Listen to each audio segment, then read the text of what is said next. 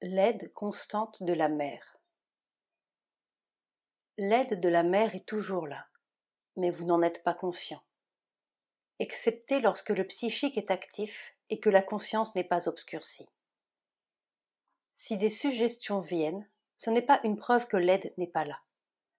Les suggestions viennent à tout le monde, même aux plus grands sadhaks et aux avatars, comme elles sont venues au Bouddha ou au Christ. Les obstacles sont là, ils font partie de la nature et on doit les surmonter. Ce à quoi il faut parvenir, c'est à ne pas accepter les suggestions, à ne pas les admettre comme la vérité ou comme ses propres pensées, à les voir pour ce qu'elles sont et à se tenir à l'écart. On doit regarder les obstacles comme quelque chose d'erroné dans le mécanisme de la nature humaine et qu'il faut changer. On ne doit pas les considérer comme des péchés ni comme des erreurs qui font que l'on désespère de soi et de la sadhana. Aujourd'hui, alors que j'étais en plein travail, j'ai senti une énergie paisible et quelque chose comme de la glace qui me touchait la tête. Puis la connaissance m'est venue avec une forte sensation et une vision que même si la mer n'est pas physiquement près de nous, elle est toujours présente auprès et autour de nous, et supprime sans cesse toutes sortes de difficultés par le toucher de sa main aimante. Était-ce une vision ou une réalisation ? Au moyen de quelle conscience cela m'est-il venu ? C'est une réalisation accompagnée de visions et de sensations. C'est le psychique et le mental tout ensemble qui l'ont produite.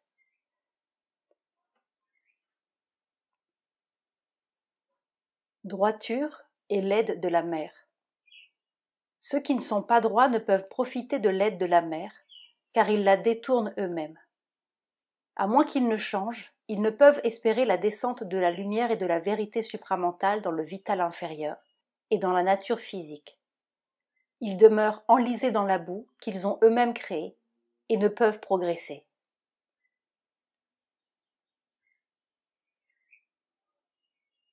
Changement du vital avec l'aide de la mer. L'aide de la mer est toujours là pour ceux qui sont désireux de la recevoir. Vous devez être conscient de votre nature vitale, et la nature vitale doit consentir à changer. Il ne sert à rien d'observer simplement qu'elle est indocile, et que si on la contrarie, elle crée en vous une dépression. La nature vitale commence toujours par regimber, et quand on lui met des bâtons dans les roues, ou qu'on lui demande de changer, elle crée toujours cette dépression par sa révolte ou le refus de son assentiment. Vous devez insister jusqu'à ce qu'elle reconnaisse la vérité et soit désireuse d'être transformée et d'accepter l'aide et la grâce de la mer. Et l'aspiration psychique complète et vraie, on peut toujours faire changer le vital. C'est cette idée que vous êtes sans défense parce que le vital consent au mouvement mauvais qui crée un obstacle.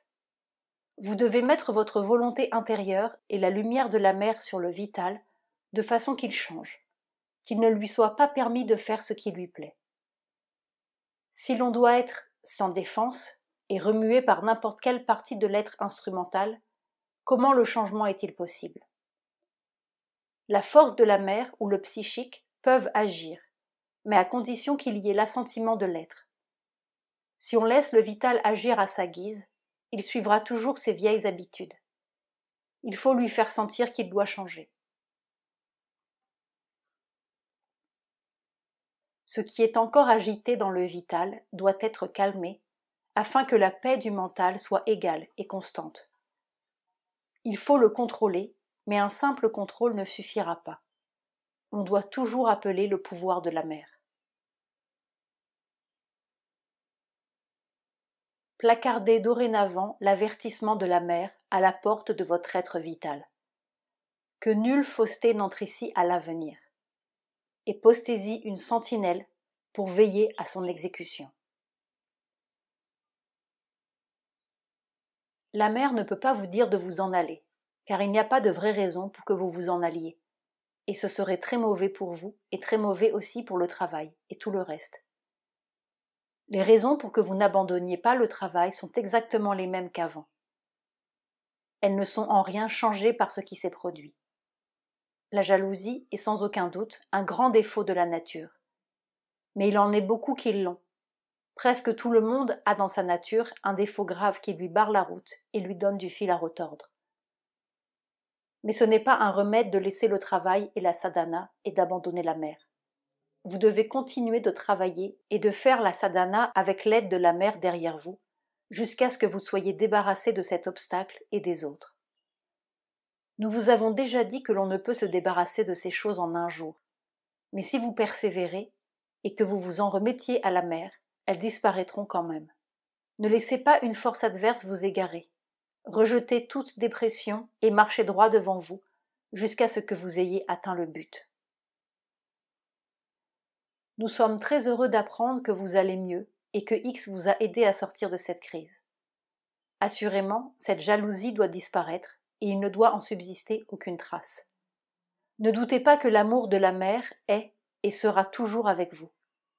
Ayez confiance en sa grâce et tout cela vous quittera. Et vous serez le vrai enfant de la mère que, dans votre mental et votre cœur, vous êtes toujours. Mère n'a nul désir de vous abandonner, et sa volonté n'a jamais été que vous vous éloigniez d'elle. Vous devez vous mettre en harmonie avec sa volonté, et alors tout ira bien. Son amour vous guidera et sa protection sera effective. Reposez-vous tant que vous n'allez pas bien. Ne vous hâtez d'aller travailler avant d'avoir réparé vos forces. Appelez la mère dans les difficultés.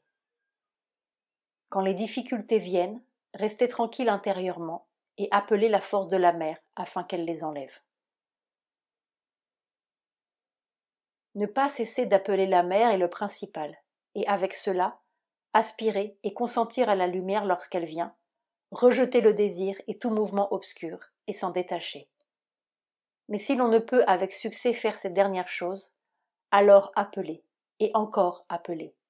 La force de la mère est là, avec vous, même quand vous ne la sentez pas. Restez tranquille et persévérez. Vous ne devriez pas vous laisser bouleverser par ces petites choses. Quand viennent les mouvements dont vous vous plaignez, si vous restez tranquille et ouvert à la mer, et si vous l'appelez, vous verrez au bout d'un certain temps qu'un changement commence à s'opérer en vous. La méditation ne suffit pas. Pensez à la mer et offrez-lui votre travail et votre action. Cela vous sera d'un meilleur secours. Il n'y a qu'un moyen, si vous ne pouvez exercer votre volonté, c'est d'appeler la force. Appeler ne fût-ce qu'avec le mental, ou qu'avec le mot qui vient du mental vaut mieux que d'être tout à fait passif et soumis à l'attaque. Même s'il ne peut instantanément réussir, l'appel mental finit en effet par faire venir la force et rouvrir la conscience. Car c'est de cela que tout dépend. Dans la conscience extériorisée, il peut toujours y avoir obscurité et souffrance. Plus règne la conscience intériorisée, plus ces choses sont repoussées et expulsées, et avec la conscience complètement intériorisée, elles ne peuvent rester. Si elles viennent, c'est comme des contacts extérieurs incapables de se loger dans l'être. Même quand on ne peut appeler activement la force de la mer, on doit demeurer confiant qu'elle viendra. C'est le mental physique qui se sent trop inerte. Mais si quelque partie de l'être se tourne vers la mer, cela suffit pour faire venir l'aide. C'est une obsession qui vient du physique subconscient, ramenant les pensées habituelles. Je ne peux pas appeler comme il faut, je n'ai pas d'aspiration réelle, etc. La dépression, le souvenir, etc. ont la même origine. Rien ne sert de nourrir ces idées-là. Si vous ne pouvez appeler la mer de la façon que vous pensez être la bonne, appelez-la de n'importe quelle façon. Si vous ne pouvez pas l'appeler, pensez à elle avec la volonté d'être débarrassé de ces choses. Ne vous inquiétez pas de savoir si vous avez ou non la vraie aspiration. L'être psychique veut, et cela est suffisant. Le reste appartient à la grâce divine, à laquelle on doit se confier résolument. Le mérite personnel, la vertu ou la capacité personnelle ne sont pas choses qui apportent la réalisation. Je vous enverrai la force pour vous débarrasser de cette obsession de toute façon. Mais si vous pouvez abandonner ces idées que vous avez d'habitude, cela facilitera la disparition de l'attaque. Dans ces difficultés, le mieux est toujours d'en parler à la mère et d'appeler son aide. C'est probablement quelque chose dans son vital qui a besoin d'avoir quelqu'un à protéger et à entourer. Mais vous devez vous faire à l'idée que ce n'est pas nécessaire et que le mieux est de confier la personne aux soins de la mère, d'offrir à celle-ci l'objet de votre affection. Priez la mère pour les choses intérieures et les choses extérieures. Vous dites que quand on est sadak, la prière devrait être réservée aux choses intérieures qui relèvent de la sadhana et aux choses extérieures dans l'unique mesure où elles y sont nécessaires et nécessaires au travail divin. Cette dernière partie sur la prière pour les choses extérieures ne me paraît pas très claire. Pouvez-vous avoir la bonté de me l'expliquer? Tout dépend si vous recherchez les choses extérieures pour votre commodité, votre plaisir, votre profit personnel, etc.